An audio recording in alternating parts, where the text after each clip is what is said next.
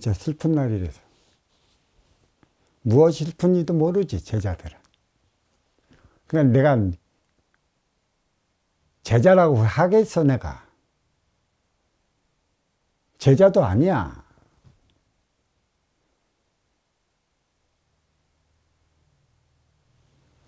시간만 때우고 3년만 때우면 그만인 줄 알아. 스승님 닮지 않으면 3년 때우면 가는 거야.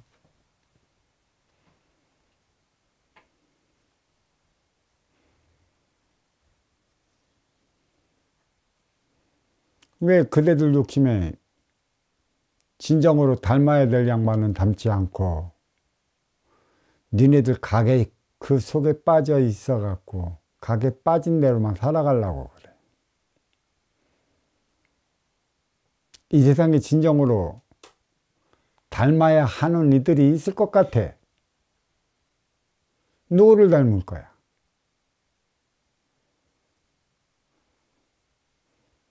닮아야 될 분은 딱 한 분 계시지. 하늘에 계신 어버이. 나머지는 육생살이에 치우쳐서 닮아야 될 양반들이 없어. 역사 속에 왜곡된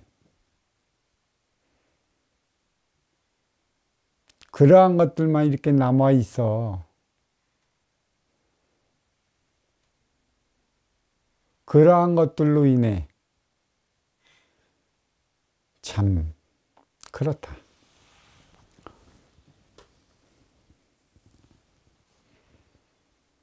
아무리 못나도 말이야.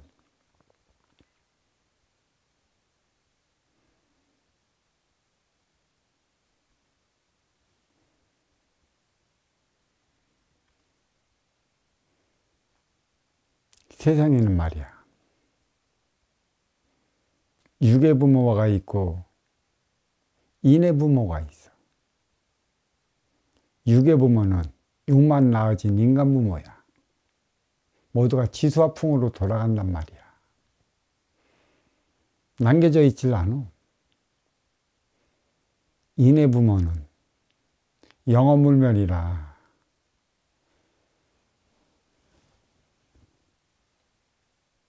하늘에 계신 하나뿐인 님의 모습이라는 것이지. 지긋지긋하도록 육생에만 매달려 왔으니 가슴속에 남겨질 건 내 욕심밖에 없어. 육의 부모들이 자식을 낳아 자식을 기르는 데 있어. 자식을 잘 살기를 바라잖아.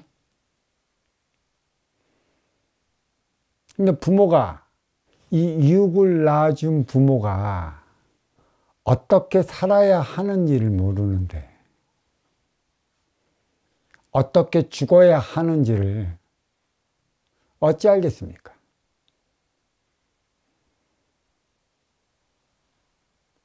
사는 법을 일깨워줘야 하는 게 부모라는 것이에요. 그래서 천기의 원소 인기, 지기의 세포 인육. 그래서 인간으로 살아가. 그 인간은 육이 살고 인기가 살아. 이 인육은 지수화풍으로 때가 되면 돌아가. 이 인기는 영업물면으로 남어. 비물질이니까. 죽어 없어질 그 무엇이 아니니까. 그러니까 인의 부모는 천지대자연 하나뿐인 하나님이고 인간의 부모는 인육의 부모는 지수화풍으로 돌아가는 그것들이야. 근데 인간이 인육을 쓰고 인간으로 살아가면서 가장 집착을 많이 뿜어내는 게 이게 육을 건사하는 육생양들이야. 육생양의 집착이 강하다 보니까 육의 부모에 대한 집착이 강한 것이야. 진정 내 사는 법을 육의 부모들이 가르쳐 줬을까? 육의 부모는 집착밖에 안 가리켜. 집착. 자식을 낳았으니 자식에 대한 집착. 자식은 부모로부터 비롯됐으니 부모에 대한 집착. 모두가 눈에 보이는 것들에 대한 집착. 그 집착으로 말미암아 어떻게 살아가야 하는 일을 몰라. 육생기는 집착의 세계야. 집착의 세계로 말미암아 인간관계 그리도 어려워져. 미움, 슬픔, 고통, 사랑, 아쉬움, 덧없음. 아쉬움과 덧없음이 인간 생활에 가장 깊게 자리하고 있다는 것입니다. 인기가 인육을 쓰고 인간으로 살아가 육생에 대한 아쉬움이 남는 건 인생을 살아가야 하는 것이 있기 때문에 인간은 항상 아쉬움이 남아. 아쉬움은 미련이야. 그 다하지 못한 미련. 그 미련이 어디서부터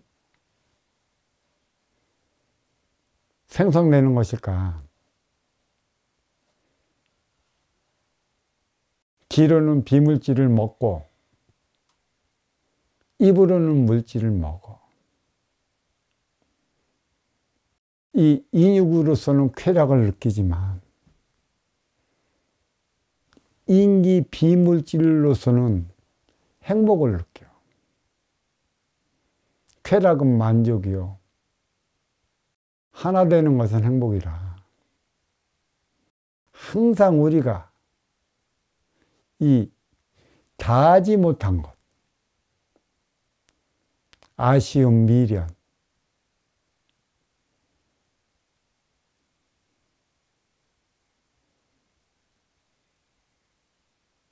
제가 항상 법문 들어가면서 하는 소리가 있습니다. 보이는 것은 보이지 않는 것에 의해 움직인다. 인기가 인육을 쓰고 인간으로 살아가는 데 있어 인기는 보이지 않아. 인육은 보이는 것이야. 그러니까 인육을 움직이는 것은 비밀질 차원 인기다. 그러면 이 인기가 인육에서 유체 이탈되면 그 인육만 남아. 이건 동물이란 말이야. 동물은 본능인 것이지. 내 감정적 타원으로 살아가는 것이고 내 육생을 위해 살아가는 것이야. 오로지 종족 번식을 위해 살아가는 것이지. 그래서 인육을 가리켜 살아가는 데 있어 인육은 같은 형태, 같은 모습으로 태어난다 하지만 일회용이야. 하지만 인기는 윤회를 통해 다시 태어나. 이 인육의 모습, 얼굴이 틀려, 꼴이 틀려, 관상이 틀려. 다른 모습으로 태어나. 그래서 윤회가 있느니 없느니 말들이 참 많습니다. 제가 여기서 윤회의 차원을 한마디로 얘기해 있다, 없다. 종식시키지 못하는 것은 믿고 안 믿고의 차이가 있기 때문인 것인데 분명히 저는 말하고 있어요. 인기가 인육을 쓰고 인간으로 살아가고 있다. 그래, 진화 발전하는 것은 인기가 하는 것이지 인육이 하는 게 아니다. 모든 물질적 차원은 지수와 풍으로 돌아가는 것이고 딱 한 번 태어나 한 번으로 끝나는 것이에요. 다시 이 육의 종을 만나 그 종으로 태어나는 것이지 얼굴 형태가 같다고 해서 또 동물의 형태가 같다고 해서 윤회했다고 말하는 게 아닙니다. 이 비물질 차원은 없어지지도 또 작아지지도 크지도 않은 그냥 그 상태에 그대로 머물러 있어요. 머물러 있다는 것은 변하지 않는다는 것이죠. 저승으로 돌아가 이승으로 올 때는 이 육의 생명체가 나는 이 육을 쓰고 인간으로 나타나는 것이죠. 그래, 인간이 살아가면서 집착하는 것은 육의 형상인 것이에요. 이 육의 형상은 한번 죽으면 다시 나타나질 않아요. 하지만 이 인기는 저승에 있기 때문에 저승에서 만난다. 영혼의 차원이라 그래요. 과연 인간 인기가 인육을 쓰고 태어났으니 어떻게 살아가야 하는가? 이것을 과연 누구한테 배워야 하느냐는 것이죠. 이것을 배우기 위해 신앙을 통해 종교가 세워졌습니다. 하지만 이러한 종교적 차원이 육생 넘어 인생, 보이는 것은 보이지 않는 것에 의해 움직이는 이 근본을 바로 알아. 이 육의 삶은 무엇이고 인기의 삶은 무엇인가, 이것을 가리켜 나가야 했다라는 것이에요. 감정은 인육을 쓰고 살아가기 때문에 육생에서 나타나는 것이고, 감성은 이 인육을 쓰고 살아가는 인기에서 비롯되는 것이다. 그래서 인간은 항상 감정과 감성이 어우러질 때 하나 되어 살아가는 것이에요. 조화와 균형을 이룰 때 하나 되어 살아간다는 것이죠. 감정이 사인지 감성이 사인지 이러한 분면을 일단은 놓고 사가 무엇인지 정이 무엇인지를 한번 들어가 봅시다.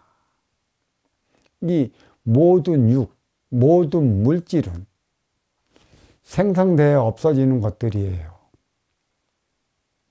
지수화풍으로 돌아가는 것들입니다. 그래서 집착하지 말라고 가리키는 게 물질의 육생으로 생겨난 모든 것들이죠. 눈에 보여지는 것들이죠. 그래서 집착하지 말라 가리키는 것이에요. 왜? 본인만 힘들어지니까. 보이지 않는 것, 이에 따른 삶은 정신양으로서 감정 넘어 감성으로 살아가는 것이죠. 그래서 집착하지 말라. 이 물질에, 육생에. 인생을 모르는데 어떻게 육생을 알겠어? 아니, 육생을 모르는데 어찌 인생을 알겠느냐는 얘기예요. 우리는 동물처럼 육생만 살아가는 것만 가르쳤어요. 그렇기 때문에 어떻게 죽어야 하는지, 어떻게 육신을 벗고 저승으로 돌아가야 하는지를 몰라요. 그래서 인간에게만 죽음이 아주 끔찍하게 다가오는 것이죠. 어떤 이들은 어느 날 갑자기 교통사고로 죽고, 어떤 이들은 어느 날 갑자기 전쟁터에서 이들로 사라지고, 어떤 이들은 어느 날 갑자기 병에 걸려 고통받다가 병원에서 수술해서 죽는 이 있고, 어떤 이들은 나이 들어 병원에 입원해 참 그 고령의 나이, 병을 고치나 안 고치나 살아있으나 죽어있으나 참 고통스러워요. 고령의 나이들이 그런 것이지. 그래, 그러한 부모님들이 몸이 아파 죽을 병에 걸려, 불치의 병에 걸려 병원으로 갔어. 자식의 입장으로서는 죽어야 부모님을 세상을 버려야 할까? 아니면 수술로 다시 태어나게 해야 할까? 수술로 다시 그 병을 물리쳤다 하더라도 그 완쾌하는 시간이 있어요. 살아도 살아있는 게 아니고 죽어도 죽어있는 게 아니에요. 그 부모는 부모대로, 또 그를 쳐다보는 자식은 자식대로 괴롭기는 매 마찬가지입니다. 자기의 감정을, 서로가 서로의 감정을 묻어놓고 상대를 대하는 것이죠. 인간만이 이러한 상황을, 이러한 연출을 보이게 만드는 것이에요. 앞으로도 그럴 것입니다. 병원은 늘려도 부족할 것이에요. 왜? 그만큼 고령화 사회는 불치의 병으로 살아가야 하는 만큼의 내가 나답게 죽지를 못해요. 태어나는 것도 나의 의지가 아닌 것처럼 죽어가는 것도 나의 의지가 아니라는 것이죠.